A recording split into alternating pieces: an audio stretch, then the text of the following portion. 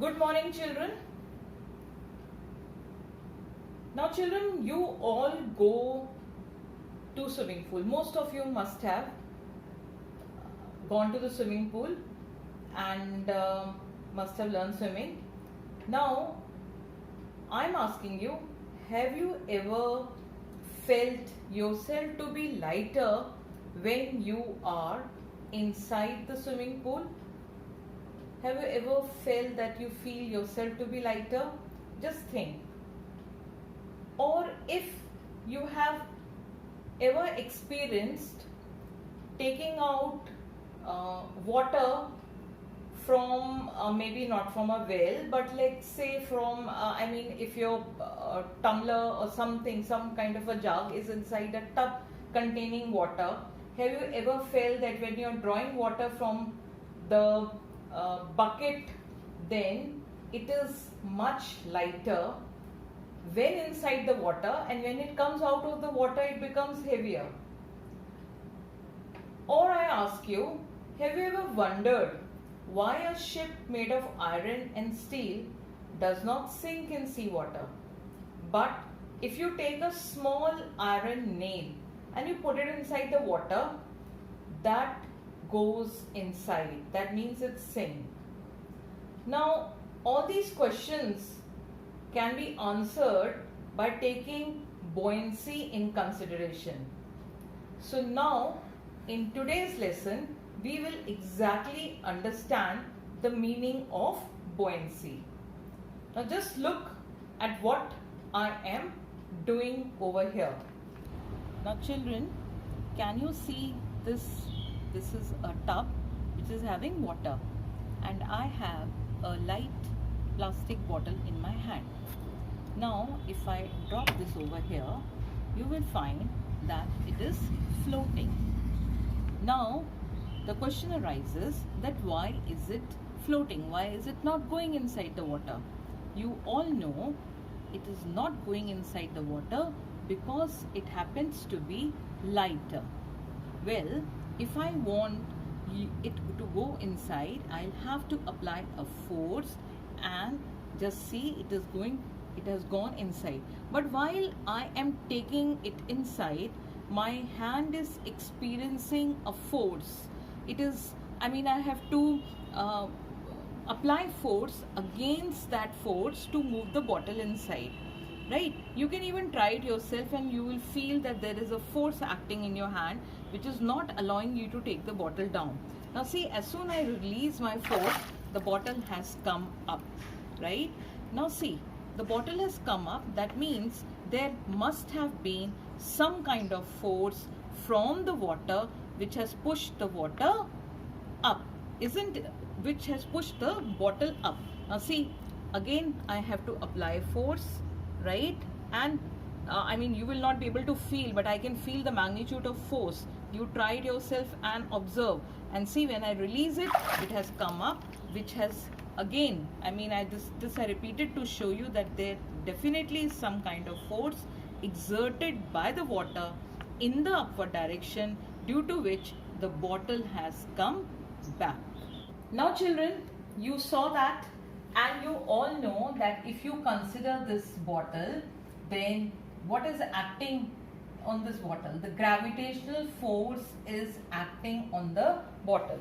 The gravitational force pulls everything in the downward direction. So the bottle also is pulled downward, but the water was exerting an upward force on the bottle. So the bottle was pushed upwards.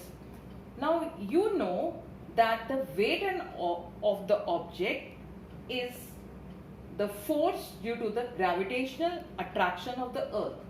Now when the bottle is immersed, the upward force exerted by the water on the bottle is greater. That means if I consider this, then this upward force U is greater than the weight of the bottle.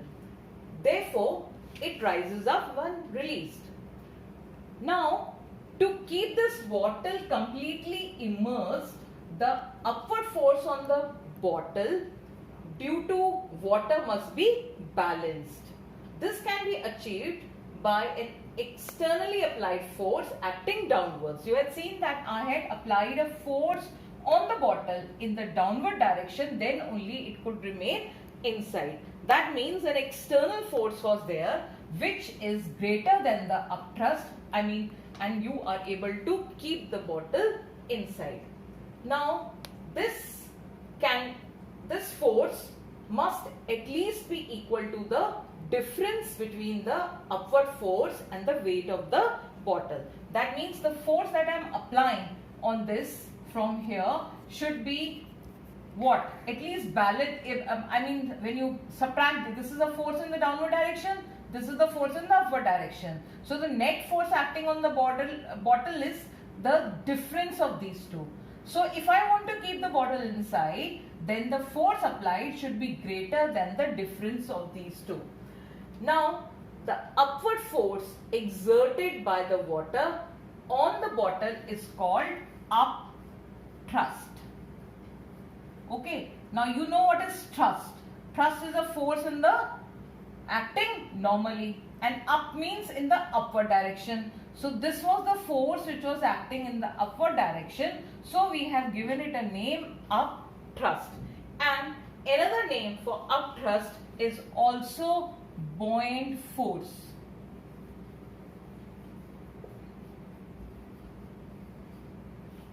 Fine. Now, all objects experience a upward force when they are immersed in the fluids. So children, now we can define buoyant force. How do you define buoyant force now? We will say the force experienced by an object when wholly means completely, wholly or partially immersed in a fluid is known as upthrust or buoyant force. Fine. So the force experienced by an object when wholly or partially immersed in a fluid is known as upthrust or buoyant force. Now the phenomena responsible for this force is known as buoyancy. Okay, so this phenomena is known as buoyancy. Now children, this means whenever a body is in a fluid, there will be two forces acting on the body. First will be the weight of the body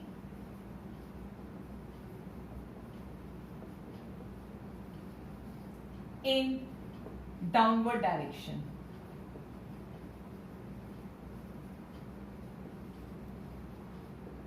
Second, it will be upthrust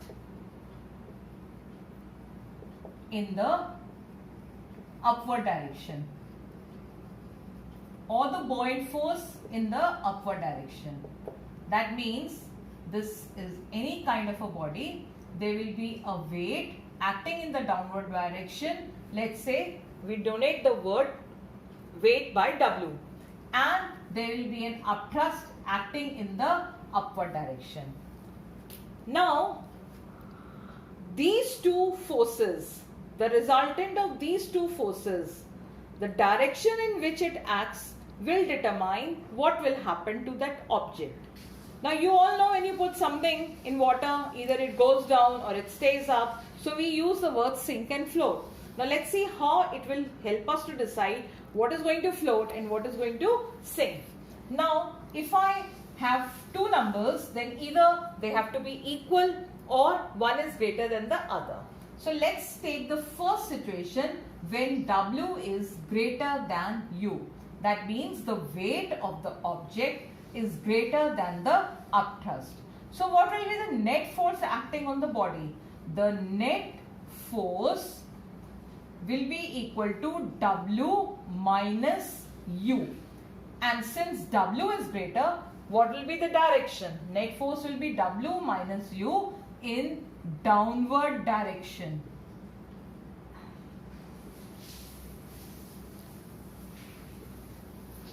So this will be a situation when the body sinks, right?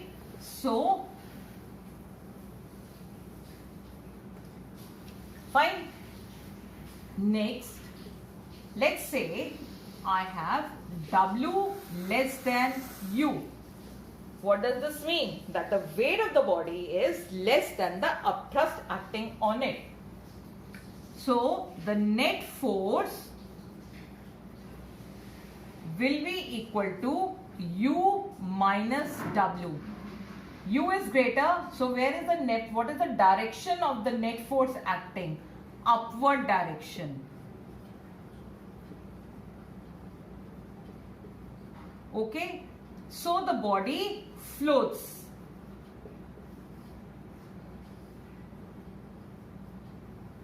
Fine. And finally, I can also have W equal to U. Then in this case, the net force will be equal to W minus U or U minus W. Obviously they are equal, so it will be 0. That means the downward force and the upward force acting on the body are equal to each other, and in this case the body is going to float in this manner.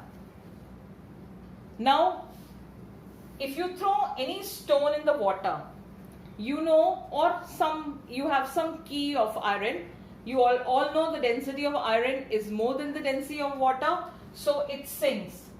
And this one was the best example when you saw me doing that activity of the bottle. The bottle was absolutely floating on the water. Is it clear? This can, if you have a log of wood, it just floats nearly below the water. So the upward force acting on the body decides whether the body has to sink or to float. Now, what is the cause of this upthrust? Basically, it has to do with the pressure. Now see, if you consider any liquid, then you all know the pressure increases with depth, isn't it? Now, if you have any liquid and let's say there is a container inside this liquid, okay? Now, this is the top surface of the container. This is the bottom surface of the container. And there will be pressure acting on this container from all sides. You know, the liquids exert pressure from all sides. But the pressure at the top surface will depend upon the height of liquid above it. So if you see, this is the height of the liquid above it. And if you consider the bottom portion, then this height is much more than this one. So where is the pressure more? Obviously, the pressure will be more at the bottom than at the top. Now on the top surface, pressure will be acting in this direction. There will be pressure from the sides, which obviously will be acting this way. And at the bottom surface, the pressure will be exerted in this manner. Now see, on this container, the pressure is acting from all sides. The pressure exerted on the sides neutralize each other. They are going to be equal at a particular level. So it will be neutralized. But if you see, the pressure at the top will be less and pressure at the bottom will be more. And since we all know that force is equal to pressure into area, so that means the force at the bottom surface will be more than the force at the top surface. This difference in the force will account for the upthrust.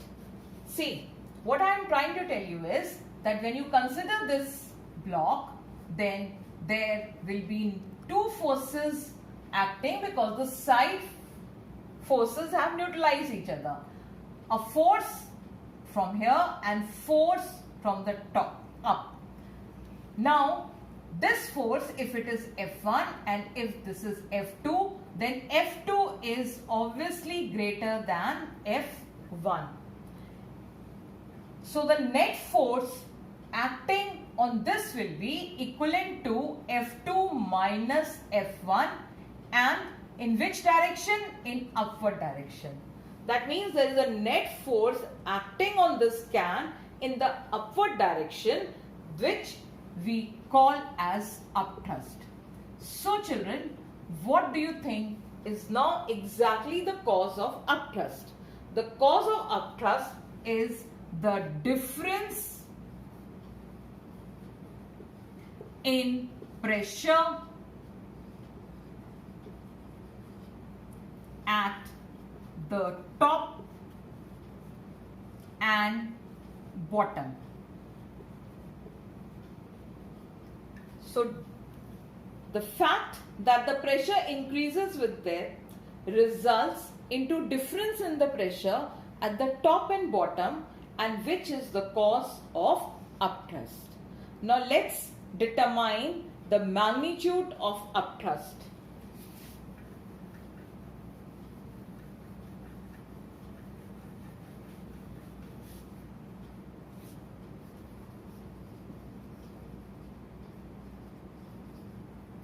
For this, we'll take that can only. Let's say this is having a liquid and the density of liquid in this container is rho. Now, let's imagine there is a cylinder inside it, right? And the area, this is a uniform cylinder. We have imagined a cylinder, or there can be a cylinder inside. So there is a uniform cylinder of area of cross section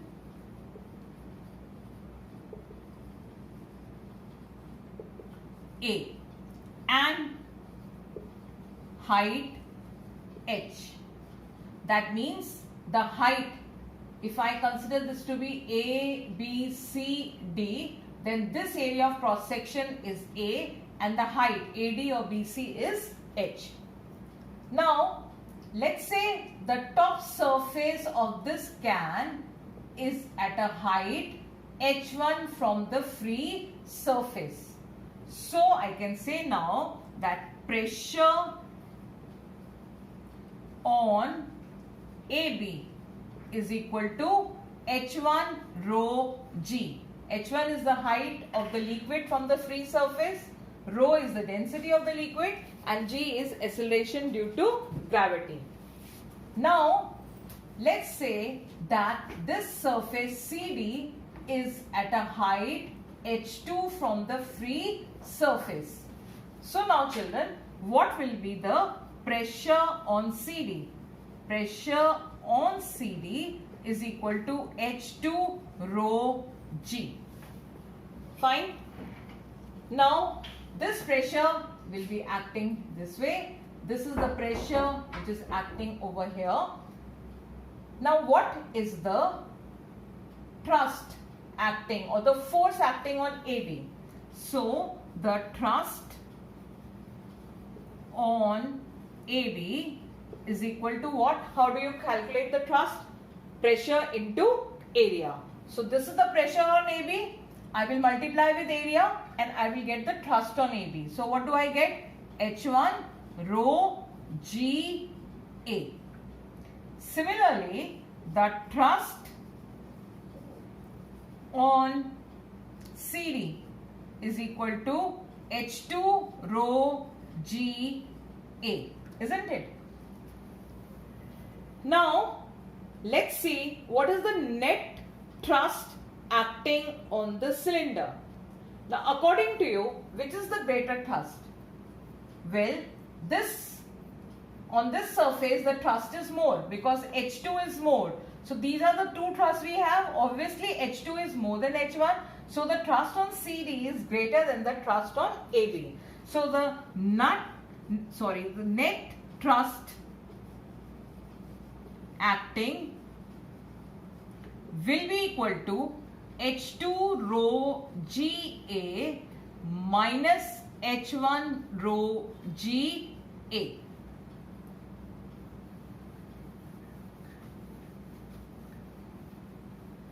I am rewriting this thing. Net upthrust or the net thrust will be equal to H2 rho GA minus H1 rho GA. Right? And obviously, since this is greater, it has to be in upward direction. That's why I already written upthrust. And we had discussed that before also, that this is the upthrust acting. Now, solve this. This is H2 minus H1 rho GA. Now children, H2 minus H1. See in the figure, this is H1, this is H2. When you consider H2 minus H1, what will it give you? It will give you the height of the cylinder. Now height of the cylinder, what had we taken? We had taken the height of cylinder to be H. So H2 minus H1, I substitute H over there. So I have H rho GA. Fine. Now, what is H into A? Well, H into A will be what? Volume. Because volume is what? Area into height. You all know volume is length into breadth into height. So we have area into height. So H into A I can put as volume. So this will be the volume of the cylinder. So V rho G. Now volume into density gives us what? Mass. So this will be equal to the mass of the liquid. This mass and into G. M into G will give me the weight. Weight of the liquid. Okay. So the upthrust is equal to the weight of the liquid displaced. Okay. Now I have used the word displaced over here because whenever you immerse something inside the liquid, it will displace a quantity of fluid which is equivalent to its own volume. So when this will occupy space, that much of fluid will be displaced, right? And this, finally we get upthrust is equal to the weight of the liquid displaced.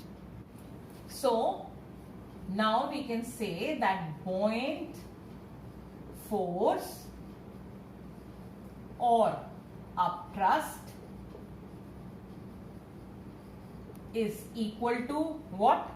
The weight of the liquid displaced, right? And this weight of the liquid displaced is also equivalent to the volume of liquid displaced, right, into density of liquid into G. Over here, you will remember that the volume of liquid displaced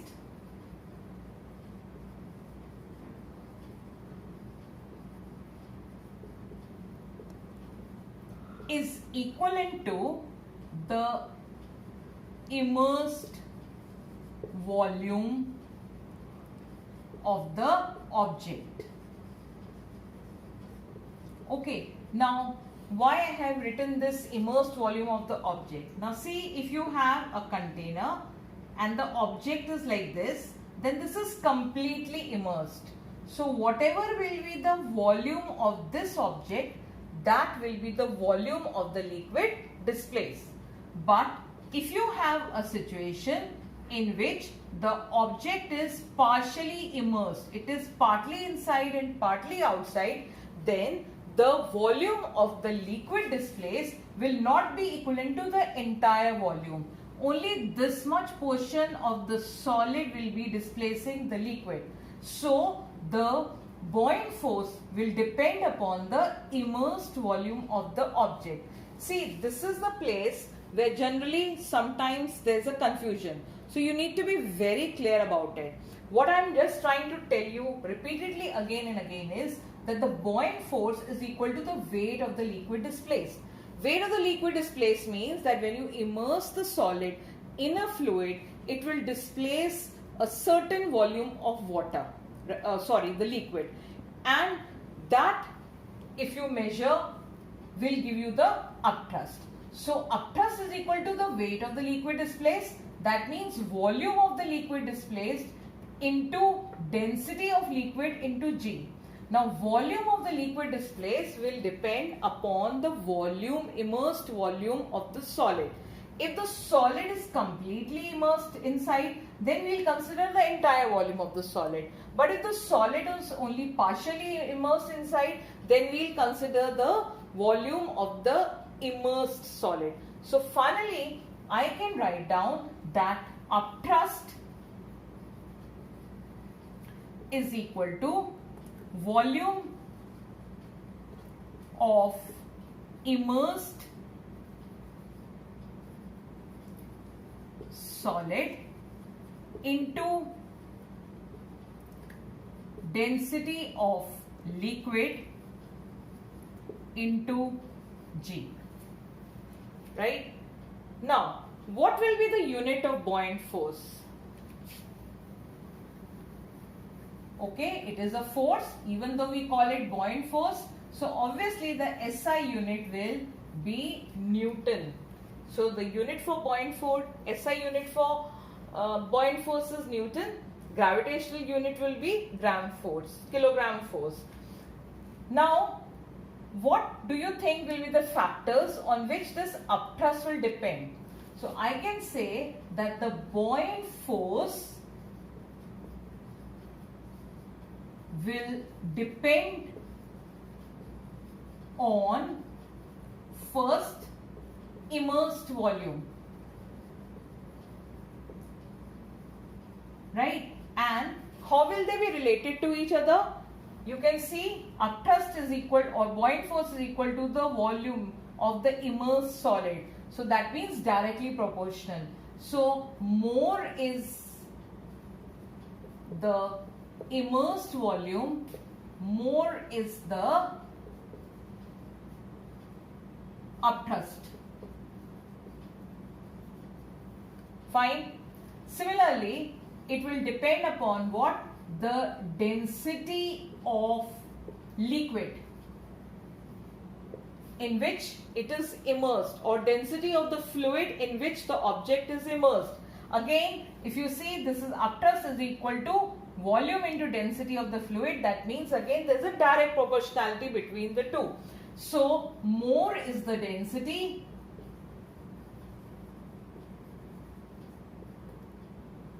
more will be the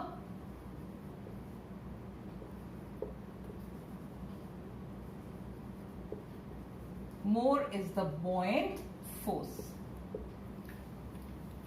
So that means the buoyant force, the factors on which the buoyant force is mainly dependent is the volume of the immersed solid, or you can say the immersed volume of the solid, the density of the liquid in which it is immersed, and the value of G. So since we are at a particular, we are talking of on the surface of the earth, so the value of G is the same. So largely the buoyant force will be dependent on the object which is immersed and the density of the liquid. more is the volume which is inside the liquid, more will be the buoyant force. More is the density of the liquid, more will be the buoyant force. So children, with this we end our today's class.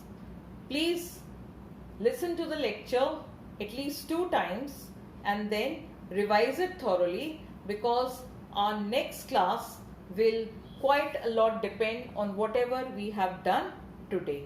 So please see that you learn this portion thoroughly.